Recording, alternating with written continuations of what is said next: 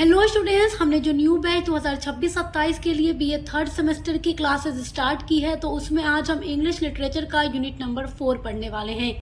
जो भी बच्चे हमारे न्यू बैच 2026-27 में बीए थर्ड सेमेस्टर में हैं और इंग्लिश लिटरेचर पढ़ते हैं मेजर में या माइनर में, या फिर इसके अलावा अदर भी कोई सब्जेक्ट पढ़ते हैं, तो हर एक सब्जेक्ट की क्लासेस न्यू सिलेबस के अकॉर्डिंग हम अपने चैनल पर स्टार्ट कर चुके हैं और हर यूनिवर्सिटी के लिए क्लासेस कंप्लीट करा रहे हैं। तो आप किसी भी यूनिवर्सिटी से हैं, चैनल पर विजिट जरूर कीजिएगा।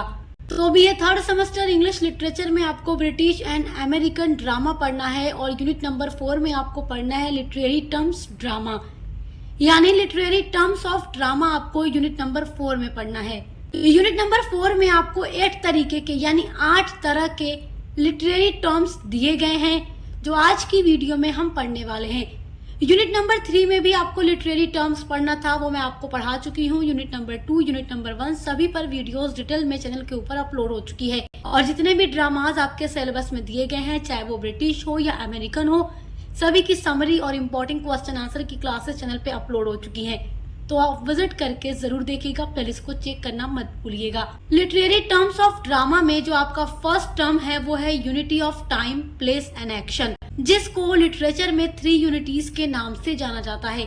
तो पहला तो आपको ये पढ़ना है, सेकेंड आपको पढ़ना है सेटिंग के बारे में, थर्ड आपको पढ़ना है स्पूनरिज्म के बारे में, फोर्थ आपको पढ़ना है स्टेज डायरेक्शन के बारे में, फिफ्थ आपको पढ़ना है सिंटैक्स क्या है, उसके बाद आपको पढ़ना है थीम, फिर आपका है अंडरस्टेटमेंट, लास्ट आपका है वेरिसिमिलिट्यूड। तो चलिए सीक्वेंस में सभी को समझते हैं कि ये क्या है, क्योंकि एग्जाम के लिए वेरी वेरी इंपॉर्टेंट है।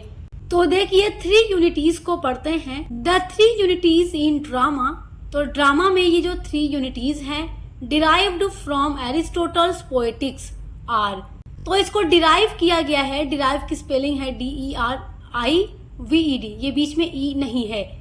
Derive from Aristotle's poetics. तो अरिस्टोटल की एक बहुत ही फेमस बुक है जिसका नाम है पोएटिक्स। तो पोएटिक्स से ही डिराइव किया गया है, पोएटिक्स में ही अरिस्टोटल ने 3 यूनिटीज ऑफ ड्रामा के बारे में डिस्क्राइब किया है। तो जो 3 यूनिटीज हैं उसमें पहला आ जाता है यूनिटी ऑफ एक्शन, दूसरा आ जाता है यूनिटी ऑफ टाइम और तीसरा आ जाता है यूनिटी ऑफ प्लेस। तो अरिस्टोटल ने ये 3 यूनिटीज के बारे में क्या बताया है कि ये जो 3 यूनिटीज हैं इनका ड्रामा में यूज करना चाहिए, लेकिन बहुत सारे जो राइटर्स थे, बहुत सारे जो ड्रामाटिस्ट थे, उन्होंने 3 यूनिटीज को फॉलो नहीं किया है और जो अरिस्टोटल के फॉलोअर थे उन्होंने 3 यूनिटीज को फॉलो भी किया है। तो क्या होती है ये 3 यूनिटीज, आइए इनको समझते हैं। सबसे पहला है यूनिटी ऑफ एक्शन। एक्शन का मतलब तो आप जानते ही हो, देखो कोई भी ड्रामा आप पढ़ते हो उसमें एक्शन जरूर होता है। तो यूनिटी ऑफ एक्शन का मतलब है क्रिया की एकता। यूनिटी मतलब एकता होता है, एक्शन मतलब क्रिया, यानी जो भी काम किए जा रहे हैं ड्रामा के अंदर, जिसको आप कह सकते हैं वन मेन प्लॉट, यानी कि इसमें एक मेन प्लॉट होना चाहिए। A play should focus on a single central plot with minimal और नो सब प्लॉट्स। तो एरिस्टोटल का कहना है कि जब भी कोई ड्रामाटिस्ट ड्रामा लिख रहा है तो उसमें जो भी प्लॉट हो एक सिंगल प्लॉट में पूरी स्टोरी को बताना चाहिए, इसमें छोटे छोटे प्लॉट नहीं होना चाहिए, और अगर होते भी हैं तो बहुत ही कम संख्या में होने चाहिए, ज्यादा नहीं होना चाहिए। The event should be closely related and logically connected, driving the main narrative forward. और जितने भी इवेंट्स इसमें होते हैं वो एक दूसरे से कनेक्टेड होने चाहिए, जुड़े होने चाहिए तथा तार्किक रूप से जुड़े होने चाहिए, जिससे मुख्य कथा को यानी स्टोरी को आगे बढ़ाया जा सके। मतलब किसी भी ड्रामा के अंदर या स्टोरी मूवी के अंदर कोई भी घटनाएं हैं, कोई भी इवेंट्स है, तो इस तरीके का होना चाहिए कि देखने में सब कुछ एक जैसा लगे, कोई अलग अलग सब प्लॉट्स नहीं होना चाहिए, मेन एक ही प्लॉट होना चाहिए और उसी के थ्रू अपने पूरे स्टोरी को, पूरे ड्रामा के एक्शन को लिखना चाहिए। तो देखिए अरिस्टोटल का क्या कहना है यूनिटी ऑफ एक्शन को लेकर के, कि जब भी किसी भी प्ले के अंदर एक ही मेन प्लॉट होगा तो उससे क्या होगा, जो ऑडियंस होंगे उनका जो भी माइंड होगा, जो भी ध्यान होगा, उसको इजीली अपने स्टोरी की तरफ, प्लॉट की तरफ खींचा जा सकता है। अगर उसमें बहुत सारे छोटे छोटे प्लॉट्स होंगे तो भ्रम पैदा हो जाता है और इस कंडीशन से रीडर्स बच जाते हैं, ऑडियंस बच जाते हैं। एक मेन प्लॉट होता है तो समझने में आसानी होती है।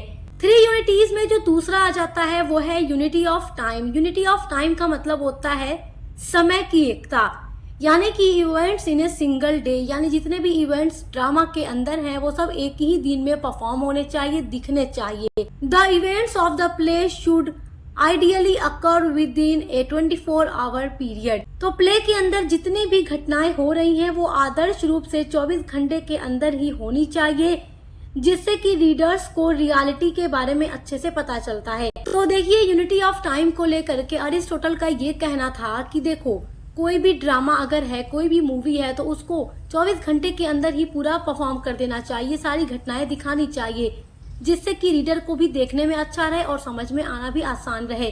तो इनका कहना है कि नाटक में जितनी भी घटनाएं होती हैं आदर्श रूप से एक ही दिन में या कम से कम बहुत ही जल्दी के समय में होनी चाहिए।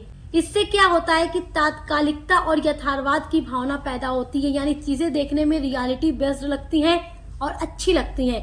तो इनका कहना है कि कई सालों की स्टोरी पूरी नहीं होनी चाहिए 24 घंटे के अंदर, या थोड़ा सा उससे बढ़ाकर होना चाहिए, लेकिन बहुत ज्यादा लंबी नहीं होनी चाहिए। यूनिटी ऑफ प्लेस का मतलब है इवेंट्स इन वन लोकेशन, यानी कि ड्रामा के अंदर जो भी इवेंट किए जा रहे हैं वो एक ही लोकेशन में होना चाहिए।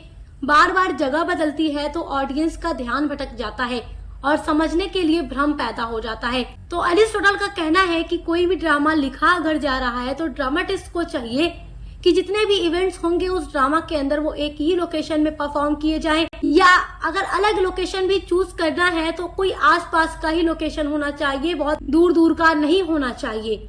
All the action of the play, यानी प्ले के सभी एक्शन को should take place in a single location और a very limited number of closely related locations. तो अरिस्टोटल का कहना है कि प्ले के अंदर जितने भी एक्शन किए जा रहे हैं वो एक ही प्लेस पर होने चाहिए।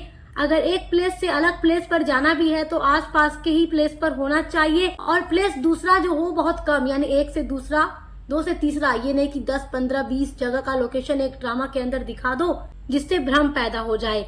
इवेंट्स को एक लोकेशन पर ही दिखाने से फायदा ये होता है कि रीडर को चीजें समझने में आसानी लगती है और भ्रम से बचा जा सकता है। तो आई होप कि आप 3 यूनिटीज के बारे में समझ गए होंगे। देखिए, इतना याद रखिए कि यूनिटी ऑफ एक्शन कहता है कि ड्रामा के अंदर वन मेन प्लॉट होना चाहिए, नो सब प्लॉट्स, यानी कि सब प्लॉट्स नहीं होने चाहिए। यूनिटी ऑफ टाइम कहता है कि events in a single day, यानी कि एक ही दिन के अंदर सारे इवेंट्स होने चाहिए। अगर दिन बढ़ाना भी है तो थोड़ा बहुत, लेकिन बहुत ज्यादा नहीं। यूनिटी ऑफ प्लेस कहता है कि सारे इवेंट्स एक ही लोकेशन पर होने चाहिए, बहुत ज्यादा लोकेशन स्टोरी या प्ले के अंदर बदलना नहीं चाहिए, और अगर लोकेशन बदलने की जरूरत लग रही है तो आसपास का ही लोकेशन चूज करना चाहिए, और 1, 2, 3 से ज्यादा लोकेशन नहीं होना चाहिए ताकि भ्रम से बचा जा सके और समझने में आसानी रहे। तो आई होप कि आप ये अच्छे से समझ गए होंगे। आपका जो सेकेंड लिटरेरी टर्म्स दिया गया है वो है setting. Setting means when and where. Setting is the time and place of the story. Setting क्या है? Time and place. टाइम मतलब समय है और प्लेस मतलब जगह या स्थान है ऑफ द स्टोरी, कहानी की। तो टाइम मतलब व्हेन यानी कब, और प्लेस मतलब वेयर यानी कि कहाँ। तो कब और कहाँ की स्टोरी है, कब और कहाँ पे ड्रामा लिखा गया। जब भी आप कोई ड्रामा पढ़ते हैं तो आप उसमें देखते हैं कि जो ड्रामाटिस्ट होता है वो ईयर भी मेंशन करता है, जगह भी मेंशन करता है कि कहाँ की ये शूटिंग है, कहाँ की ये जगह है, कहाँ पर परफॉर्म किया जा रहा है। It is a literary device used in novels, short stories, plays, film etcetera. तो ये जो लिटरेरी डिवाइस है, लिटरेरी मतलब साहित्यिक, डिवाइस मतलब युक्ति। तो जो सेटिंग है एक ऐसा लिटरेरी डिवाइस है, यूज्ड मतलब प्रयोग किया जाता है, इन नॉवेल्स यानी उपन्यास में, शॉर्ट स्टोरीज यानी लघु कथा यानी जो छोटी छोटी कहानियां होती हैं, प्लेज मतलब नाटक में या ड्रामाज में, फिल्म मतलब जो मूवी या फिल्म भी बनती है तो वो भी किसी न किसी जगह पर ही बनती है, किसी न किसी टाइम पर ही बनती है। तो जगह क्या होगी मूवी की, किस जगह पर, किस लोकेशन पर मूवी शूट होगी, किस जगह पर ड्रामा या स्टोरी होगी, ये सारी चीजें भी क्या करता है, राइटर डिसाइड करता है। तो सेटिंग का मतलब ये याद रखिएगा, जब भी सेटिंग की बात आ जाए ड्रामा, स्टोरी या नॉवेल्स में, तो सेटिंग का मतलब यही होगा टाइम क्या है और प्लेस क्या है, किस जगह का ये ड्रामा है। And usually introduced during the beginning of the story.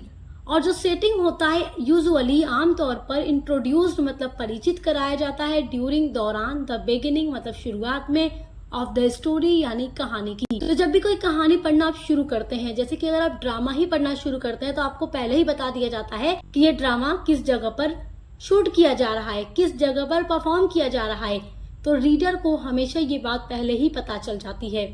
The setting may also include the environment of the story, which can be made up of the physical location, climate, weather और social and cultural surroundings। तो जो setting होती है may also include, ये इसमें ये भी शामिल होता है, include मतलब शामिल होना। The environment of the story, तो setting के अंदर कहानी का वातावरण, पर्यावरण, ये चीजें भी शामिल हो जाती हैं। Which can be made, जो कि बना होता है, of the physical लोकेशन यानी जो भौतिक जगह होगी, लोकेशन होगा यानी किस जगह की बात है, क्लाइमेट यानी जो जलवायु है, वेदर मौसम क्या है, और सोशल और सामाजिक और जो सांस्कृतिक चीजें होती हैं वो सारी भी सेटिंग के अंदर रखी जाती हैं। Time can cover many areas, और जो टाइम होता है किसी भी स्टोरी, ड्रामा, नॉवेल के अंदर जो टाइम होता है कैन कवर मेनी एरियाज, तो बहुत सारे क्षेत्रों को कवर करता है। सच एज, जैसे कि the characters time of life, जो कैरेक्टर्स होते हैं स्टोरी के अंदर, ड्रामा के अंदर, नॉवेल के अंदर, तो उनके जीवन के समय को, द टाइम ऑफ डे, दिन के समय को, टाइम ऑफ ईयर, वर्ष के समय को, time period such as past, present और फ्यूचर। और इसमें पास्ट भी हो सकता है यानी पास्ट की कहानी हो सकती है, प्रेजेंट की हो सकती है, फ्यूचर के बारे में भी बात की जा सकती है, सोची जा सकती है, बताई जा सकती है कि ऐसे हो सकता है। तो टाइम के अंदर सारी चीजें आ जाती हैं, दिन भी आ जाता है, साल भी आ जाता है, महीना भी आ जाता है, पूरा जीवन भी आ जाता है, पास्ट की बातें भी आ सकती है, प्रेजेंट या फ्यूचर, मतलब टाइम में ये सारी चीजें आ सकती हैं किसी भी स्टोरी के अंदर, ड्रामा के अंदर। अब प्लेस की बात करते हैं। Place also covers a lot of areas, और जो प्लेस होता है वो भी कई सारे एरियाज को कवर करता है, यानी कि प्लेस में बहुत सारी जगह हो सकती है स्टोरी के अंदर। सच एज, जैसे कि ए सर्टेन बिल्डिंग, किसी बिल्डिंग के अंदर की कहानी हो सकती है। जैसे आप कोई भी कहानी पढ़ती हो, बताया जाता है ना कि एक बिल्डिंग के एक कमरे में, या कोई सिटी है, या बीच के पास का कोई व्यू होता है, या ट्रांसपोर्ट हो सकता है, ट्रांसपोर्ट में चीजें आ सकती हैं सच एज ए कार, बस, बोट, इंडोर्स और आउट एक्सेट्रा। तो ट्रांसपोर्ट यानी जो भी यातायात के साधन होते हैं, जैसे कार है, बस है, बोट है, ये सारी चीजें भी आ सकती हैं। तो एक कार का सीन था या एक बस का सीन है, एक बस में या एक ट्रेन में या प्लेन में, किसी भी तरीके से ये चीजें हो सकती हैं स्टोरी के अंदर। अब जैसे बिल्डिंग की ही बात करें तो आपने पढ़ा, आप फर्स्ट सेमेस्टर में द लास्ट लिव स्टोरी को पढ़ चुके हैं, उसमें ग्रीनविच विलेज है, तो उसका प्लेस क्या है, ग्रीनविच विलेज। उसके अलावा जो सीयू एंड जानशी थी वो कहाँ रहती थी, एक बिल्डिंग में रहती थी, 3rd फ्लोर पर रहती थी। तो ये सारी चीजें क्या है, प्लेस को कवर करती हैं। तो आई होप ये सारी चीजें आप समझ पा रहे होंगे। आपका जो 3rd लिटरेरी टर्म है वो है स्पूनरिज्म। तो स्पूनरिज्म क्या होता है, अब इसको समझ लीजिए। A spoonerism is a slip of the tongue that results in the rearrangement of word sound. तो देखो, जो स्पूनरिज्म होता है ये एक स्लिप होता है, यानी स्लिप हो जाती है ऑफ द टंग, जो हमारी जुबान होती है। कभी कभी हम कोई बात कहते हैं तो हमारी बातें क्या हो जाती है, हमारी जुबान स्लिप हो जाती है, फिसल जाती है, और हम कुछ उल्टा बोल देते हैं, जिसका रिजल्ट निकलता है rearrangement of the word sound. तो हमारी कही हुई बात का साउंड बदल जाता है, रीअरेंजमेंट हो जाता है। Usually these occurs when the first sound of 2 words are swapped. और यूजुअली ये कब अकर होता है, कब घटित होता है, जब हमारी किसी भी बात का पहला जो साउंड होता है दूसरे वाले साउंड में चला जाता है, और दूसरा वाला साउंड हमारे पहले वाले वर्ड में आ जाता है, तो वही स्पूनरिज्म होता है। आगे अभी इसका एग्जाम्पल भी आपको बताऊंगी तो अच्छे से आप समझ जाएंगे। The word spoonerism made of 2 words. तो जो स्पूनरिज्म वर्ड है ये 2 वर्ड से मिलकर बना है, स्पूनर प्लस इज्म। तो ये याद रखिएगा, ये 2 वर्ड से मिलकर बना है। पहला वर्ड है स्पूनर, दूसरा वर्ड है ism. Named after Archibald Spooner. तो आर्कीबाल्ड जो थे, आर्कीबाल्ड स्पूनर के ही नाम पर स्पूनरिज्म वर्ड बना है, क्योंकि अक्सर इनकी जुबान फिसल जाती थी। उसके बाद ही ये चीजें लिटरेचर में आई है। He was warden of new college in Oxford England. और वो न्यू कॉलेज ऑक्सफोर्ड इंग्लैंड में वार्डन थे। ही कमिटेड एरर्स इन स्पीकिंग। और अक्सर जब ये कोई बात करते थे या बोलते थे तो बोलने में इनकी जो जुबान थी वो स्लिप हो जाती थी, फिसल जाती थी, और वर्ड्स रीअरेंजमेंट हो जाते थे और साउंड आपस में टकराकर बदल जाते थे। तो ऐसी गलतियां आर्किबाल्ड स्पूनर से हो जाती थी, तो कभी कभी लोग कहते थे कि ये शायद बनकर इस तरह बोलते हैं, या कुछ लोगों का कहना था कि ये इस तरीके से इसलिए बोलते हैं ताकि थोड़ा ह्यूमर्स क्रिएट हो जाए। ह्यूमर्स मतलब आप जानते हैं ना, हास्य व्यंग यानी हंसी मजाक का माहौल बन जाए। अगर आप भी बोलेंगे आपकी जुबान फिसल जाएगी, आप उल्टा बोल देंगे ना, तो आपके सामने बैठे आपके दोस्त या फैमिली के लोग हंसने लगेंगे। तो वही स्पूनरिज्म होता है। इसका एग्जाम्पल देखिए, आप अच्छे से समझ पाएंगे। तो स्पूनरिज्म के लिए यहाँ पर मैंने 3 एग्जाम्पल्स नोट किए हैं। कोई भी चीज जब एग्जाम्पल के थ्रू समझी जाती है तो वो और जल्दी समझ आ जाती है। तो पहला वाला एग्जाम्पल देखिए, the Lord is a shoving leopard instead of the Lord is a loving shepherd. तो the Lord is a loving shepherd ये राइट है। इंस्टीड ऑफ का मतलब होता है बजाय। तो अगर कहना हो the Lord is a loving shepherd, तो बोलते टाइम जुबान फिसल जाए और आप बोल दें the Lord is a showing leopard. तो देखिए शेफर्ड का ये श है जो लविंग में चला गया, और लविंग का जो एल है वो शेफर्ड में आ गया। यहाँ पर देखिए दूसरा वाला एग्जाम्पल देखिए, आपको कहना है पिकनिक टेबल, तो इंस्टीड ऑफ पिकनिक टेबल आप बोल दे टिकनिक पेबल।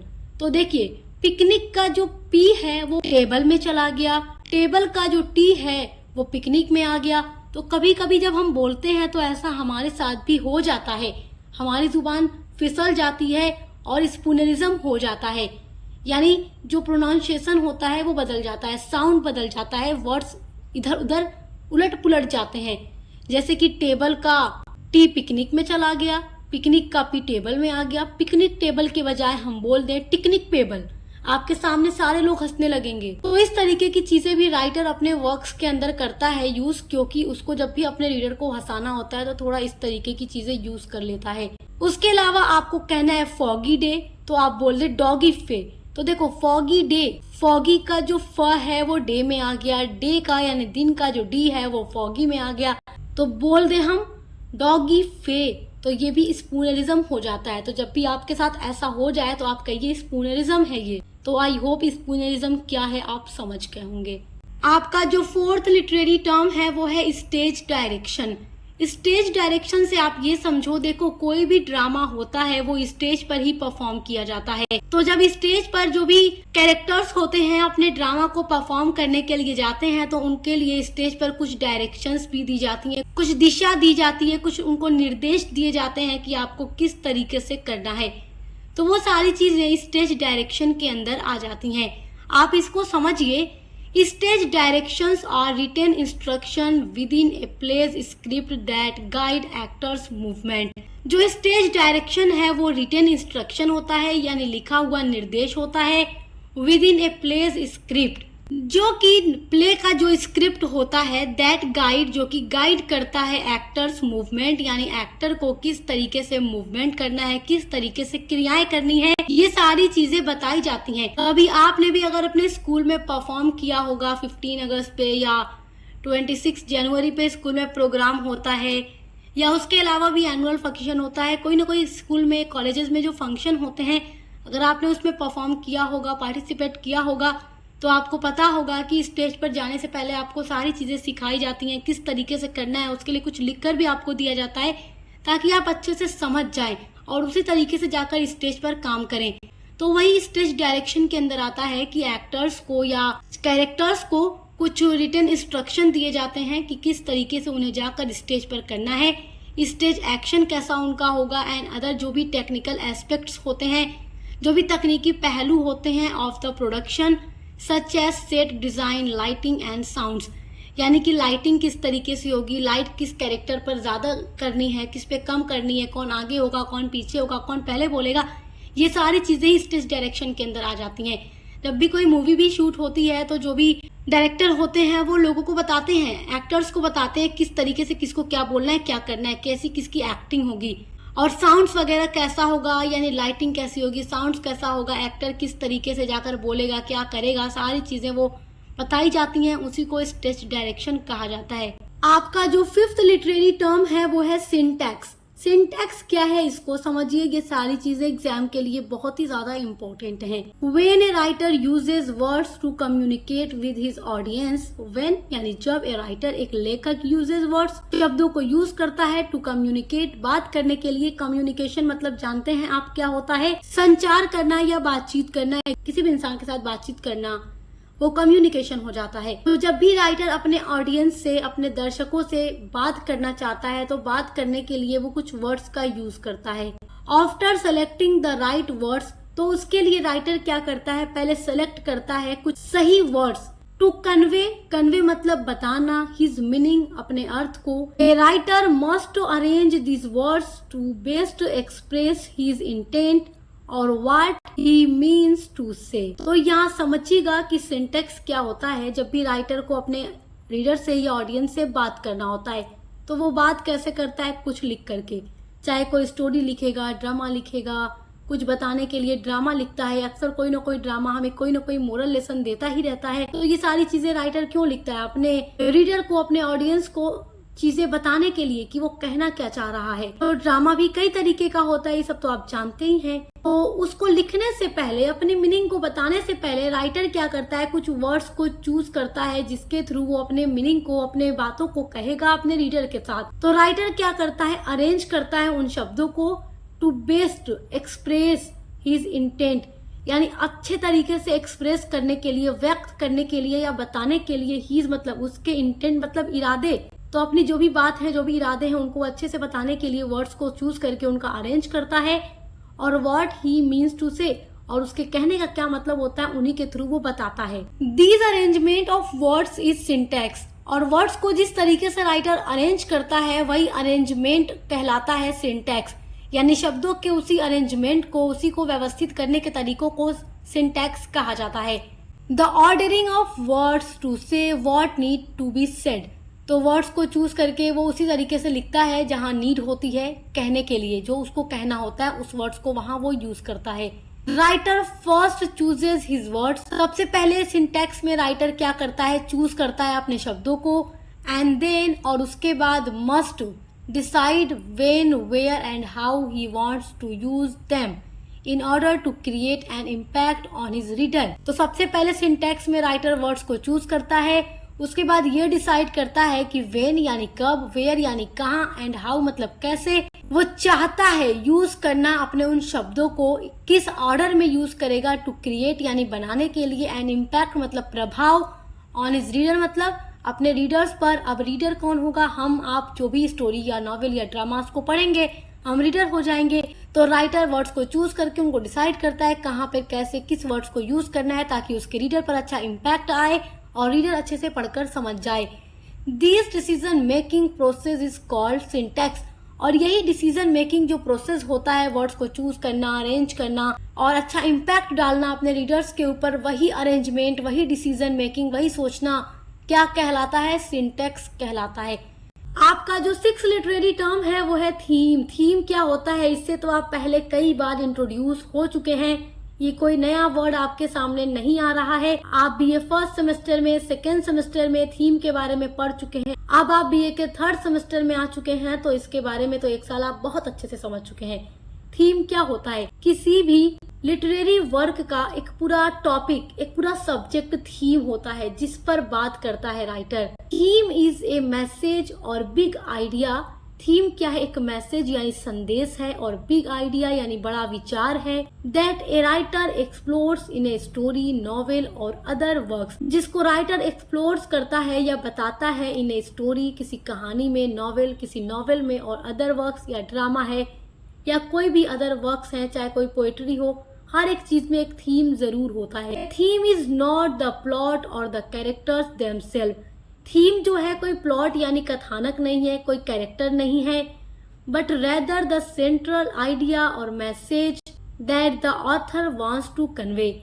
लेकिन जो थीम होता है ये एक सेंट्रल आइडिया होता है, मुख्य विचार होता है और एक बड़ा मैसेज होता है, दैट जो कि द ऑथर जो लेखक है वांट्स चाहता है टू कन्वे बताना। तो जब भी आप कोई नॉवेल पढ़ते हैं तो आपको पढ़कर कोई ना कोई स्टोरी समझ आती होगी, कोई ना कोई बात समझ आती होगी कि इस नॉवेल के थ्रू राइटर ने हमें ये बात बताने की कोशिश की है, या किसी ड्रामे को पढ़ के या किसी स्टोरी को पढ़ के, कुछ कोई पोएम पढ़ के आपको लगता है कि राइटर ने अपने इस वर्क के थ्रू हमें इस बात को बताने की कोशिश की है, तो जिस टॉपिक को लेकर वो अपना वर्क लिखता है वही थीम होता है। जिस सब्जेक्ट पर राइटर बात करता है वही उसका थीम हो जाता है।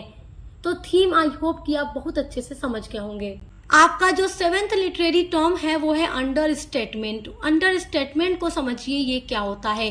Under statement is a figure of speech. जो अंडर स्टेटमेंट है वो एक फिगर ऑफ स्पीच होता है, अलंकार होता है। Where a writer presents something as less significant than it actually is। तो देखिए अंडरस्टेटमेंट क्या होता है। ये एक ऐसा फिगर ऑफ स्पीच होता है जिसमें कोई भी राइटर किसी बात को वास्तविकता से कम महत्वपूर्ण बताता है, यानी कि कोई चीज काफी ज्यादा इम्पोर्टेंट है, महत्वपूर्ण है, लेकिन राइटर उस बात के थ्रू ऐसा बताता है जैसे वो चीज उतनी इम्पोर्टेंट नहीं है, उतनी महत्वपूर्ण नहीं है। Often for the purpose of creating a humours और ड्रामेटिक इफेक्ट। और अक्सर हास्य या नाटकीय प्रभाव को उत्पन्न करने के उद्देश्य से राइटर ऐसा करता है। देखो अंडरस्टेटमेंट बहुत आसान तरीके से समझ लो। कोई चीज बहुत अच्छी है, जितना उसको इम्पोर्टेंट देनी चाहिए, जितना उसकी तारीफ करनी चाहिए, उससे कम बातों में कह दिया जाता है, तो वो अंडर स्टेटमेंट हो जाता है। यानी जितना कहना चाहिए उससे कम बताना। It is the opposite of hyperbole. तो ये अपोजिट होता है, उल्टा होता है हाइपरबोले का। देखो हाइपरबोल भी एक फिगर ऑफ स्पीच है और आप इसके बारे में जानते हैं, मैं आपको बता भी चुकी हूँ। इसका मतलब होता है, हाइपरबोल का मतलब होता है बढ़ा चढ़ाकर बात करना। मतलब जितनी चीज अच्छी है नहीं उससे ज्यादा उसको बढ़ा चढ़ाकर अच्छा बताना कि ऐसा है वैसा है, मिर्ची मसाला लगा लगा के बोलते चले जाना, तो वो हाइपरबोल हो जाता है, यानी बढ़ा चढ़ाकर बातें करना।